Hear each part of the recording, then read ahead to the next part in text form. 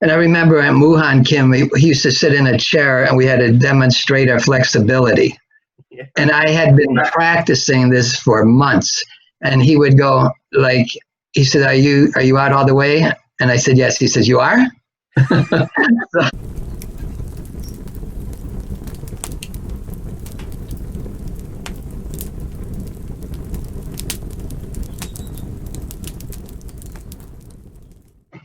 All right, so Master Zabka, how have you been? Thank you so much for coming to my wedding. I think that was the last time I saw you.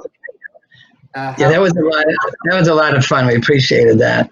Yeah, of course. You know, you're a good family friend, and I was just honored to have you guys come out there. I know it was a long way, but I appreciated it. How have things been for you guys since then? Oh, pretty good. Everything's been on a quiet side, which you can imagine with the virus. Yeah. So everything's been toned down and doing everything. Yeah, for sure. So then we risk it here and there, and then you're just hoping you're not going to be a casualty later. Yeah, you know, especially as like my dad, he's real worried because he's kind of in that demographic. You know, he's 70 now, and he's a little bit overweight, and so he's at peak of adolescence, so he's safe in that age group.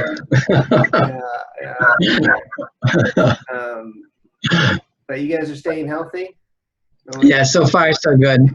Like I say, you know, anywhere you go now, there's always a risk, and no matter what you do, there's something that you don't do, and so somebody else doesn't do. So you just play it by ear.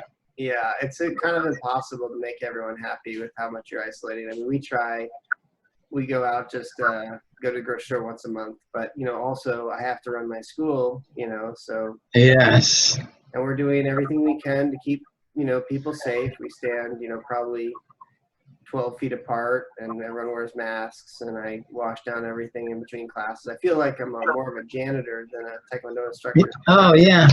See, I'm teaching college math, and so they already told us the same like what you're talking. Well, when you're done with class, because some of them, there's going to be out of the 4 courses, one of them is going to be live. And so you have to wash down, you know, they're going to give us the stuff to disinfect, but it's the same thing like you're saying, things that you're not used to doing, all of a sudden you're doing. Yeah. Well, it's definitely made me more aware of, I mean, I've always tried to keep my school very clean, but I feel like now it's only helping me improve my cleaning habits and everything. Yeah. I know. The silver lining. I know. And then I'll put on a mask and I'm going, this smells like pizza or something. How clean can the mask be after a while? I mean, we wash them, but still.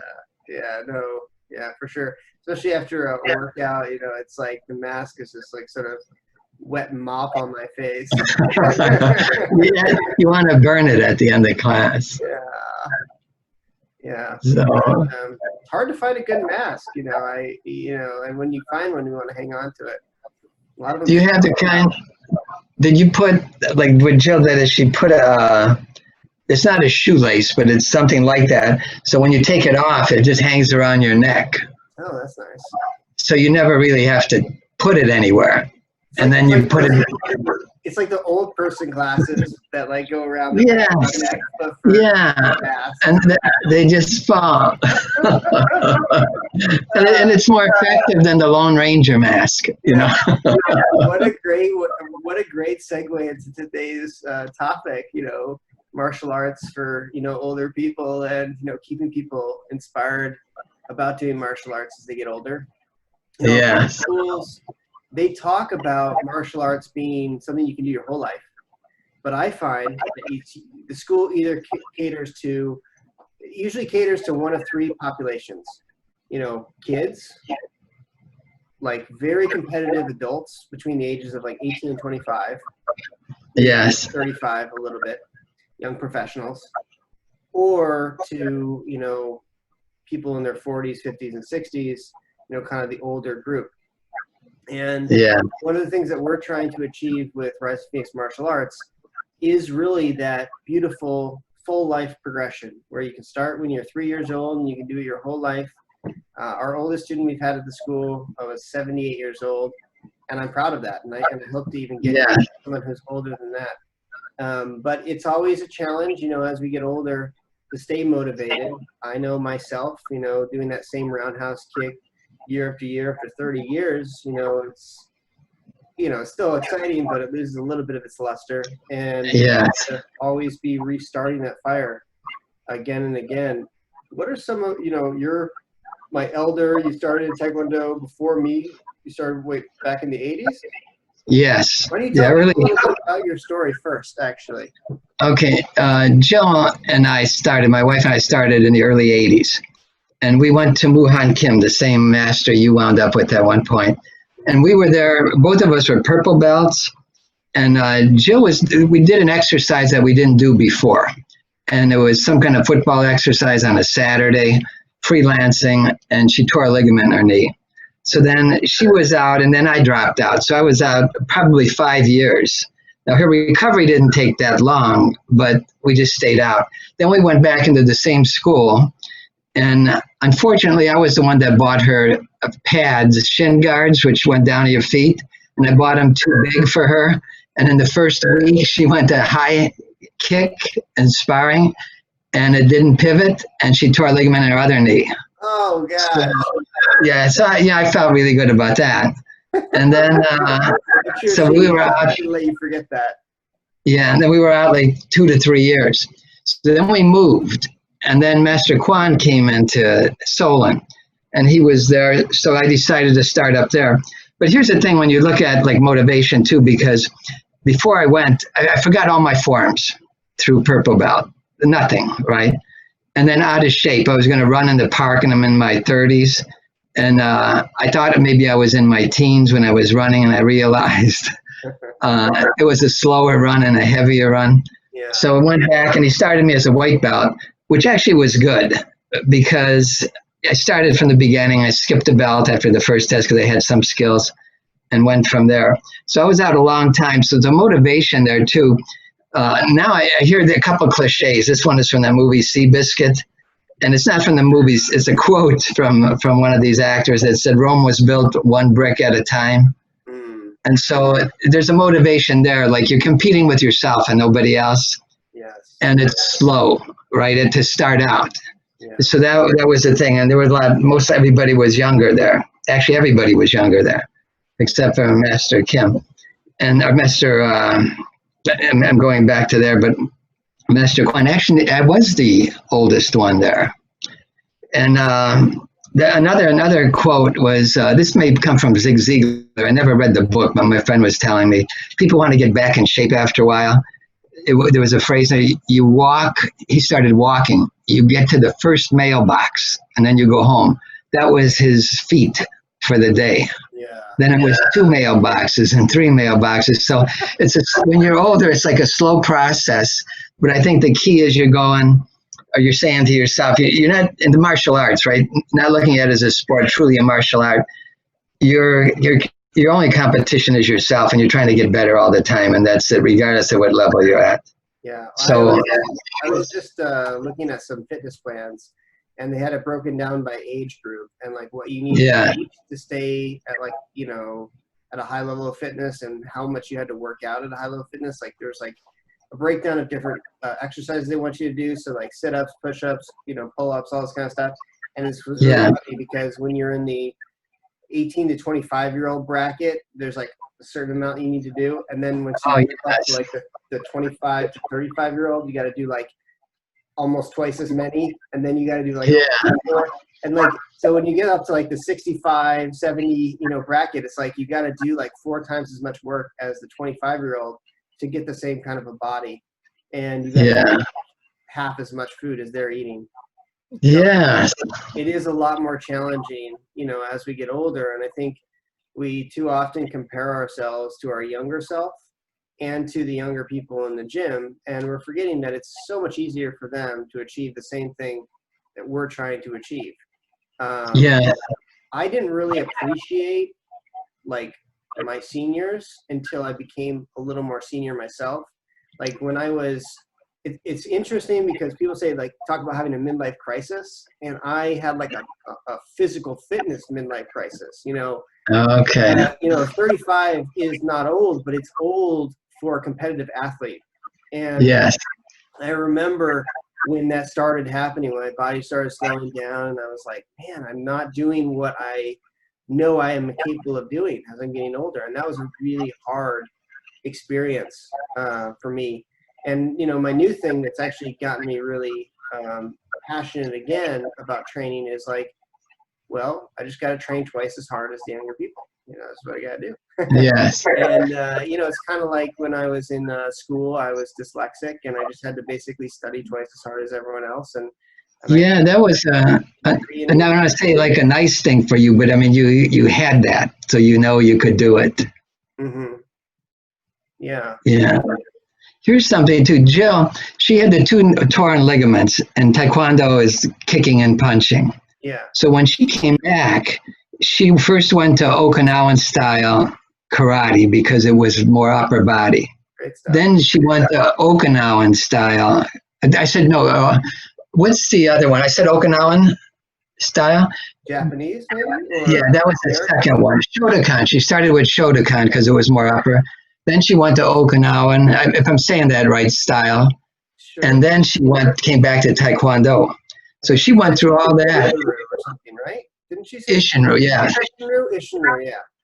Yeah. So she went through this process when you're talking about aging, where she saw that, look what I have to do. I just can't go back to where I was. Yeah. And then she wound up being, I'll call her an undefeated Pumse champion at the national level, because after 3 or 4 years, and she always won the nationals in Pumse, she just stopped going, and that was the end of it. But so to come back like for her through all that. She just, there wasn't enough competition. She just, had to walk off Yeah. the stage, huh? Okay. Yeah. These ladies would make sure we understand there's a humble brag going on there. Yeah, these ladies would come over to her and say, what category are you in? And because she was warming up, and when they found out she wasn't in their category, they were really happy. Because she's great at Pumse. Well, the greatest Pumse champions are women, because, just like, when I was in Korea, I trained with a lot of teams. And the men and the women would never spar together. They would just for fun, but there's a huge difference because men have so much more explosion and speed and power. But when the Pumse division, it was kind of sad too, because you'd see the men competing against the female Pumse competitors, and the women just were blowing them out of the water because they have better eye-hand coordination, balance, and flexibility, which are the 3 things that are really important in Pumse work. So, like, the women are definitely the best at that, and the men are definitely the best at the Rugi. Yeah, I know when you say flexibility, because she's flexible. And I remember at Muhan Kim, he used to sit in a chair, and we had to demonstrate our flexibility. Yeah. And I had been practicing this for months. And he would go, like, he said, are you out all the way? And I said, yes. He says, you are? so I knew, in spite of that, I was still motivated. No, it's kind of demoralizing sometimes, because I see women come in, they've never done martial arts before in their whole life. Oh yeah. And in 6 months they can do full splits, and I'm like, what? That's so unfair, I know. I've been stretching every single day of my life for 30 years, and I'm not 100% splits in all ways. Yeah, I was going to tell you this too. You have to redirect. Can you hear me? Yeah, I can hear you. Sorry. You have to redirect me if you want to, but I was going to add this thing too. And I had a couple of notes here. What I did too, and the reason I'm mentioning this is because this kept me motivated too, because you're in it a while and you're getting older, right? And I didn't do any more sparring at tournaments because now I was getting older. But I would go for Pumse. Yeah. But I became a referee. Then you got to meet other masters and you'd go to tournaments. So that was another, like, a motivation point. As long as you're getting involved with things, this is not for you, but like for older people, of course, if they're getting involved with things, even in their own school or the refereeing, we're judging black belt tests, and I'll do that at a different school like Master John's. So every time you go, you're involved and you got motivation. and tournaments, like judging tournaments. Even if I'm not competing in them, you're back in there.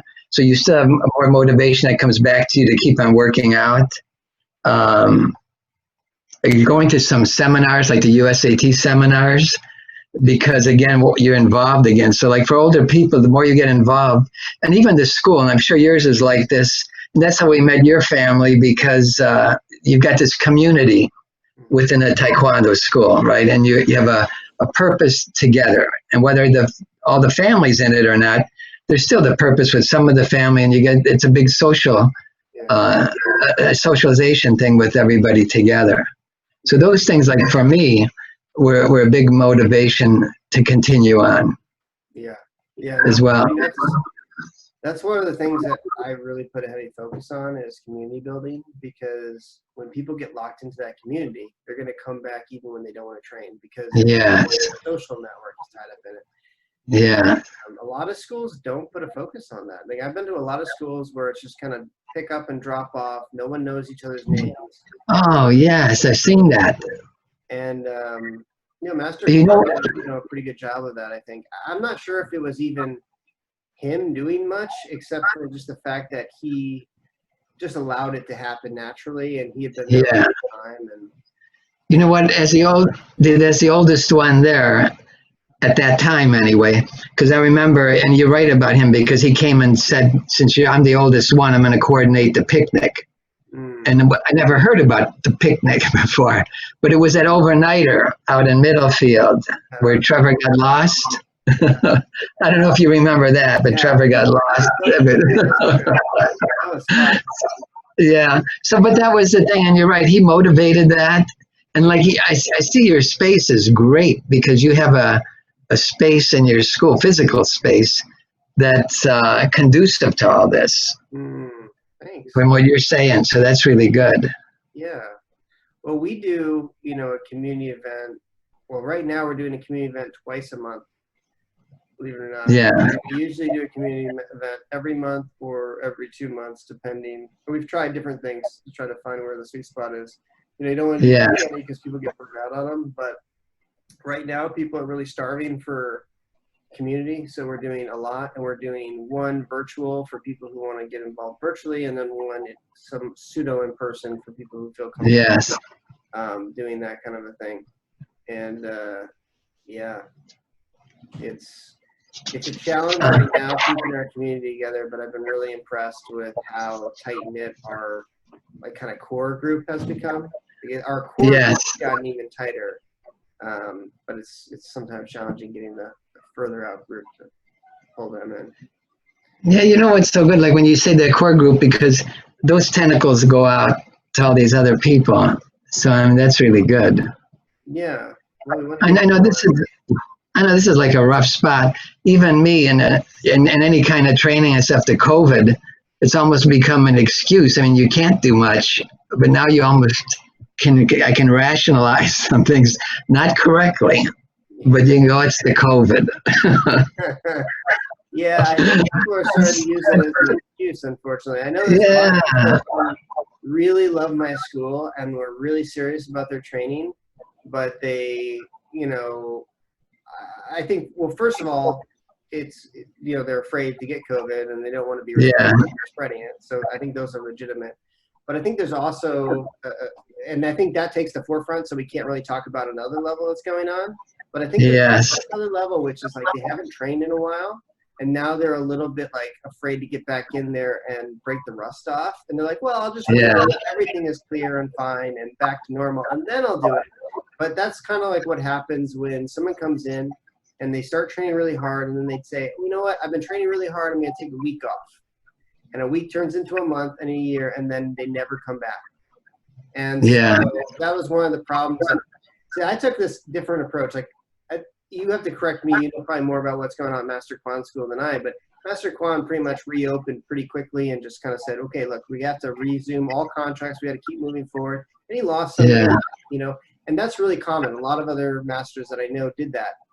But what we did was we said, look, we're going to close down the school and we're going to reopen it slowly. If people want to come back, they can come back to their training. And what ended up happening, I think, is that some people came back, like the really hardcore inner circle decided to come back when we reopened.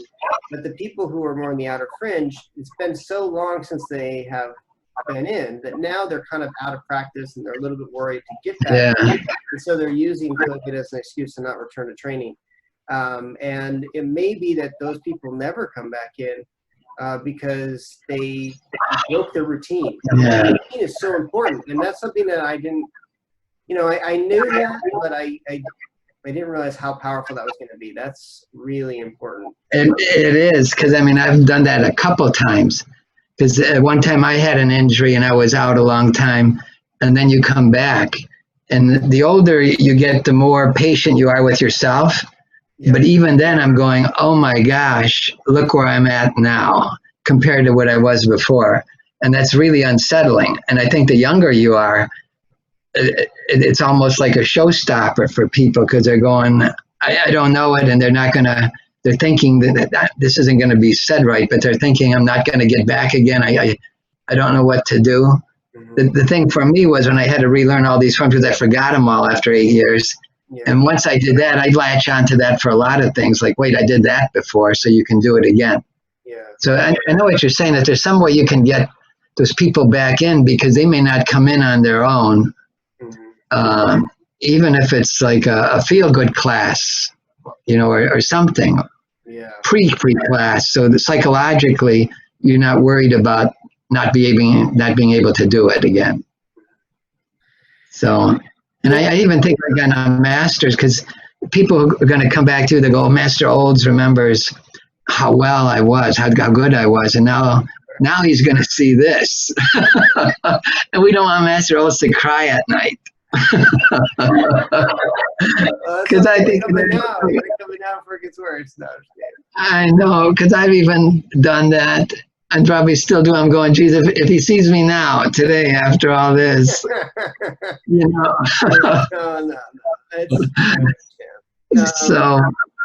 So here's another topic I wanted to kind of throw out there. Yeah. What are some exercises that we can sort of focus on as we're getting older? Because obviously that's see, I think I know what I did, like stretching, but I would do a slow stretch.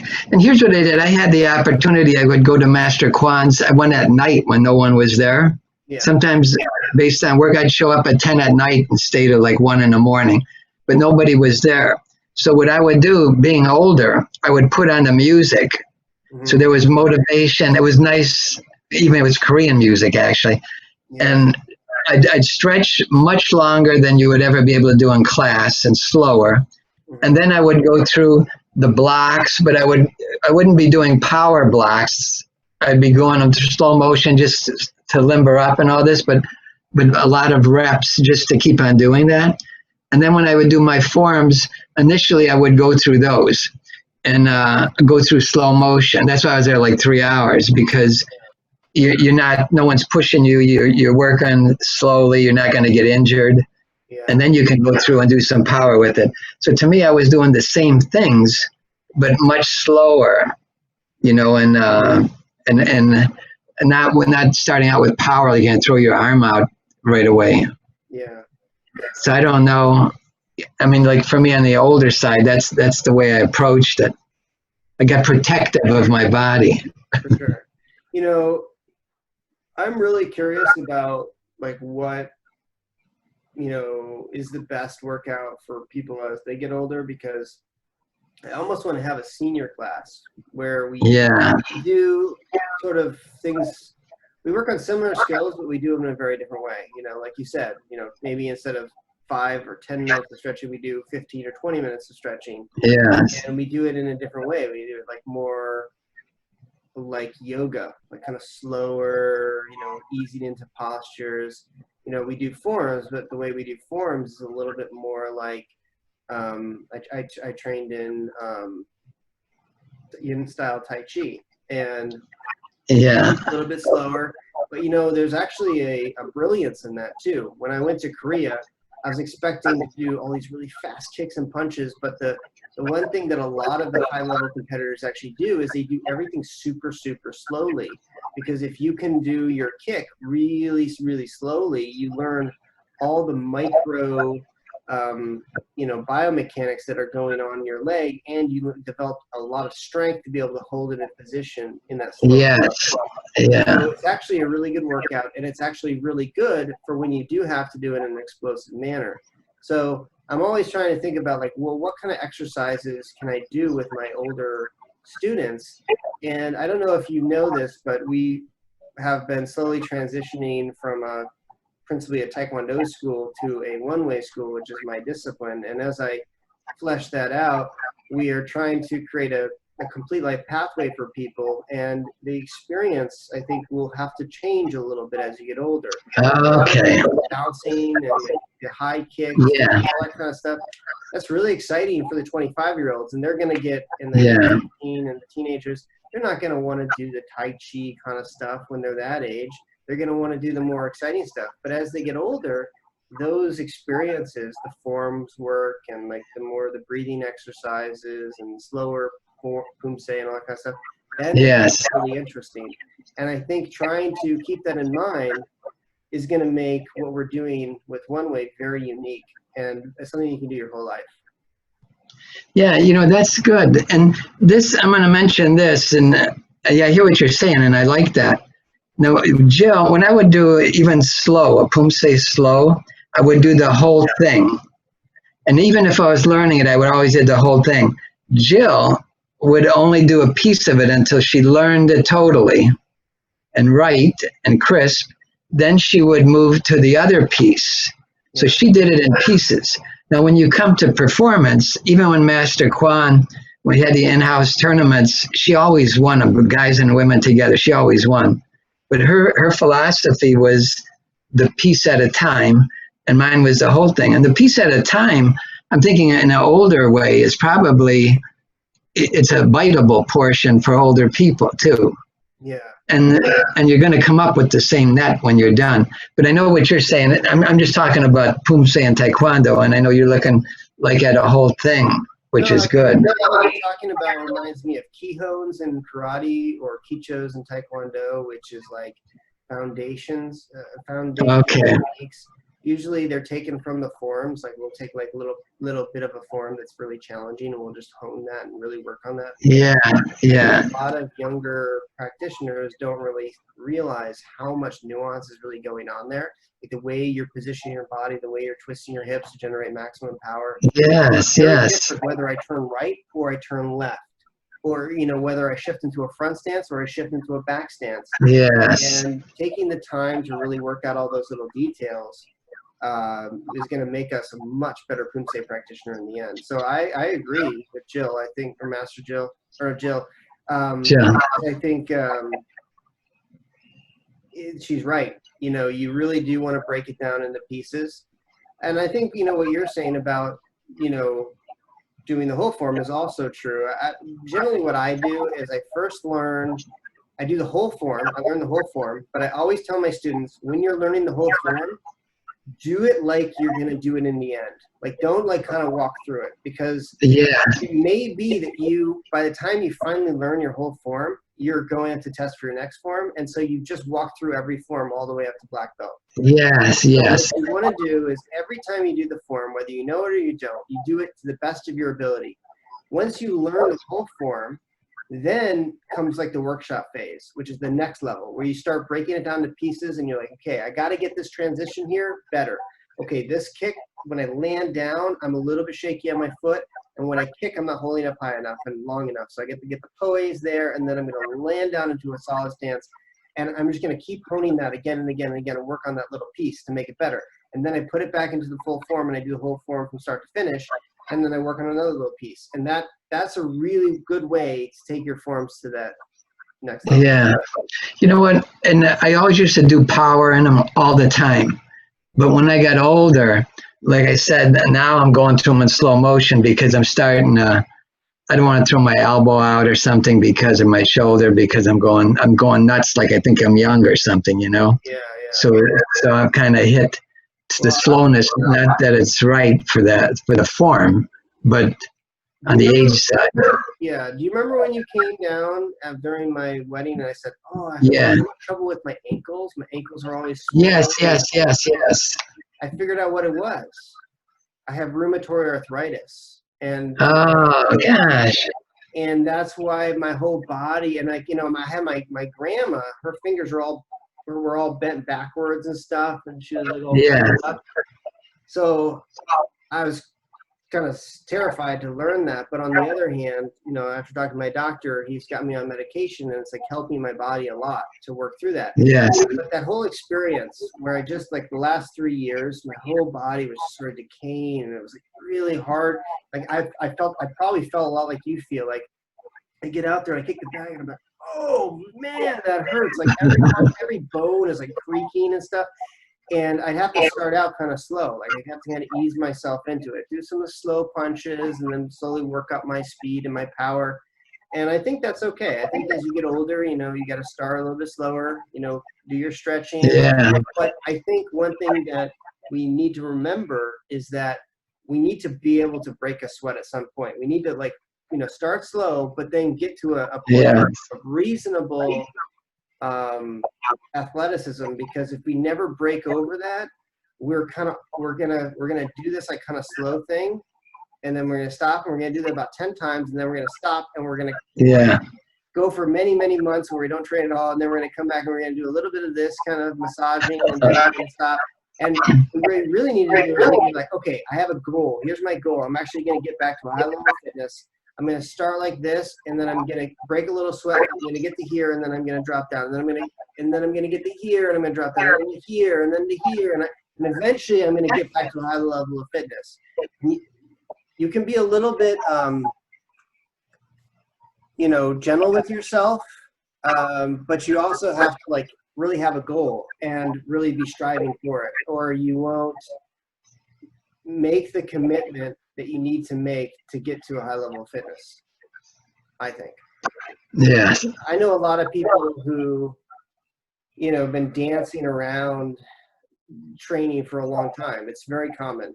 And there's so many people I know who've done martial arts like their whole life, but they've been kind of dancing around the gym and not, like, getting in there because it's really intense. Like, they've been out of it for a long time. I have this thing called a black belt complex. Like, once you get your black belt, there's a lot of pressure for you to be good.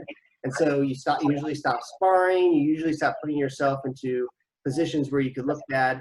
And because of that, you're in this, like, ever retreating paradigm, I don't know, where you're kind of like shifting away from obstacles. And you need to kind of force yourself to go into the fray. You're going to look bad for a little while. That's okay.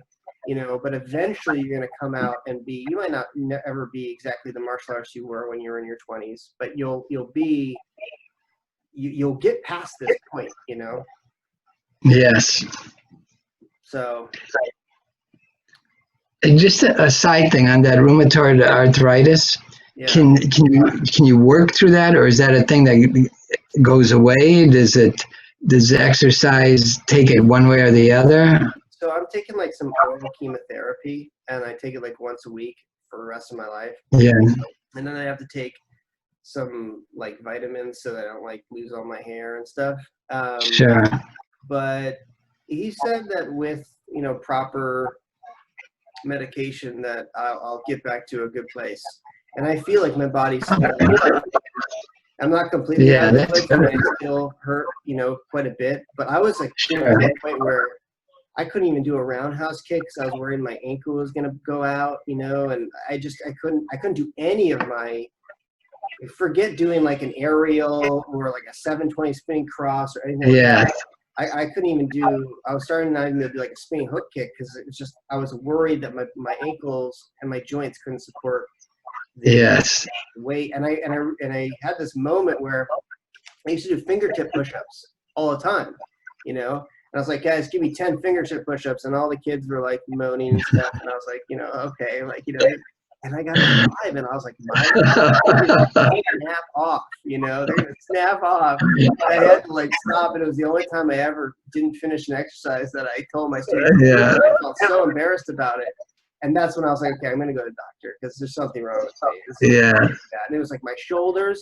I started with my ankles, and I got to my shoulders, and Oh. my wrists, and every part, every joint in my body was just always. See, you know what? This is informative for me because I thought it was isolated to the ankle, but when you get that, it hits multiple joints, is what it does, right? It started one place, but it started to kind of go everywhere. I gotcha. Okay. Wow. Yeah. Yeah. There's also treatments for other kind of arthritis too, and it might be that you just have arthritis, and that's why it's hard for you to like hit with a lot of impact. And maybe if you were on a some kind of supplement, you wouldn't feel as much pain. Yeah. Yeah. I shouldn't be lecturing you about old stuff. You're more the expert, but No.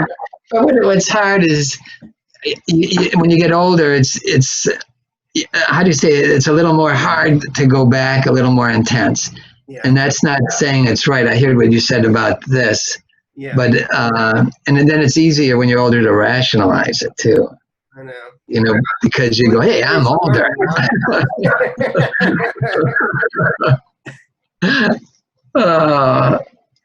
But I like that. Like for me, I go back to a couple of things, and one is when I had to relearn the forms, because then you go, you can use that in other things in your life, right? That hey, I can do this, as opposed to like saying I'm not the same person I was, and therefore forget it, or yeah, the same age I was. I shouldn't say the same person, but yeah.